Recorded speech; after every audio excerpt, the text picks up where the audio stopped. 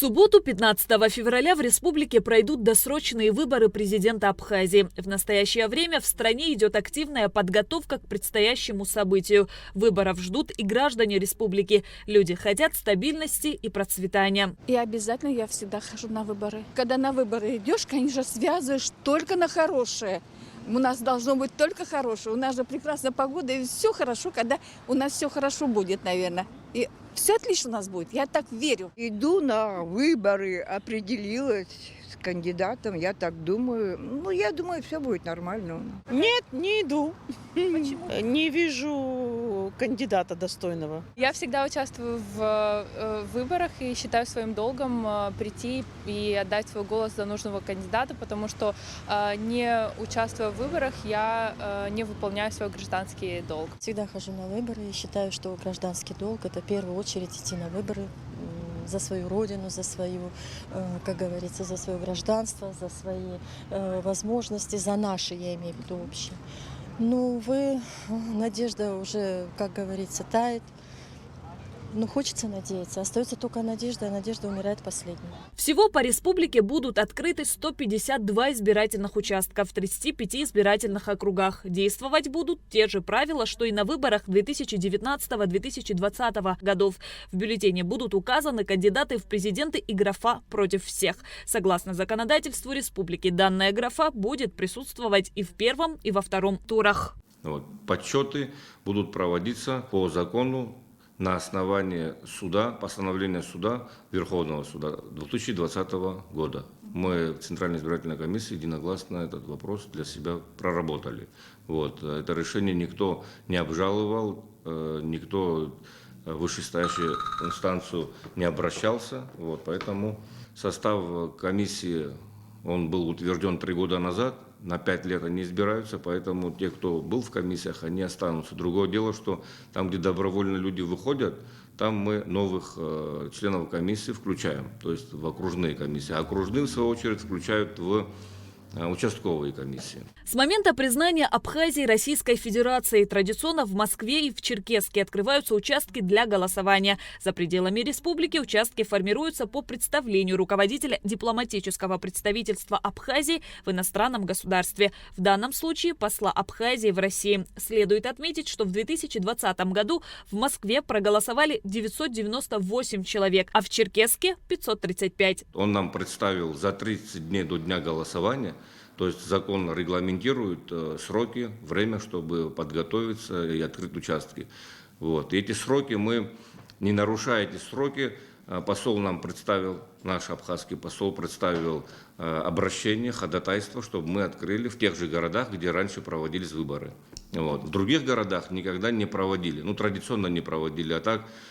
Если в будущем будет такая необходимость, допустим, в крупных городах России, где компактно проживают абхазы, в Петербурге или в Ростове, скажем, тогда опять-таки по обращению диаспоры в посольство, и посольство, если будет располагать такими возможностями, они напишут к нам ходатайство, и мы рассмотрим для того, чтобы права наших избирателей можно было удовлетворить.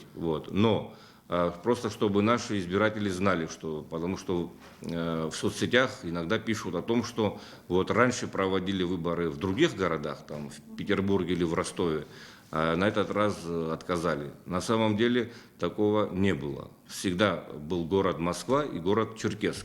Учитывая, что граждане Абхазии, проживающие в Российской Федерации, могут голосовать и без прописки, они могут приехать из других регионов России проголосовать в Москве, в Черкесске или в Абхазии. А на территории республики избиратели могут голосовать только по прописке. Если, допустим, нету гражданина прописки, тогда он обращается в Центральную избирательную комиссию, и мы ему выдаем удостоверение на право голосования.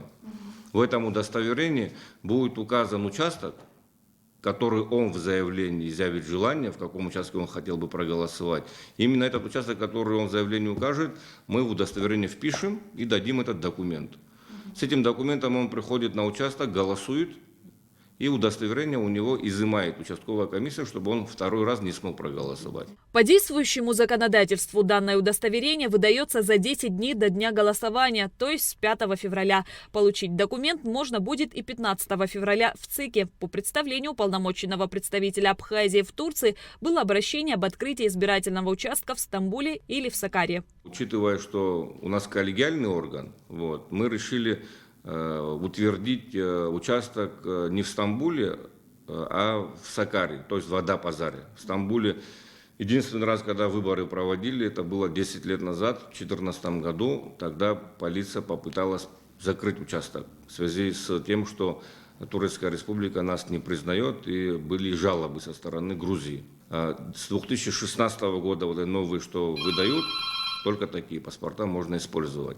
Если мы сделали оговорку, если за пределами Республики Абхазия, в той же Турецкой республике будут какие-либо нарушения по поводу, каким паспортом голосовать, или же там заграничным, или с истекшим сроком, тогда мы участок аннулируем. ЦИК Абхазии ожидает на предстоящих президентских выборах около 100 международных наблюдателей. По линии Центризбиркома приглашены в качестве международных наблюдателей коллеги из Российской Федерации, Южной Осетии и Приднестровской Молдавской Республики. Международных наблюдателей также приглашает парламент. С главой Центризбиркома России, с Эллой Александровной Памфиловой, мы буквально на днях разговаривали. Она поблагодарила за приглашение, пообещала постараться возглавить ту делегацию, которую нам сюда пришлют в качестве международных наблюдателей. Также председатель Центризбиркома Южной Осетии подтвердила, что они тоже будут здесь со своей делегацией из ЦИКа. Приднестровская Молдавская республика будет представлять. Есть, конечно, еще и экспертное сообщество, которое имеет опыт в международном наблюдении. Это по МИДовской линии будут приглашены, уже пригласили с разных стран мира, из Кореи, Китая могут быть, из европейских стран. Депутаты могут представлять международных наблюдателей, потому что они независимые люди. Даже если определенная часть стран, если нас не признали, депутат имеет право от себя приехать. Уже 15 февраля граждане страны смогут сделать свой выбор. Избирательные участки будут работать с 8 утра до 8 вечера. Шазина Ханагуа, Камила Джопуа, Абхазское телевидение.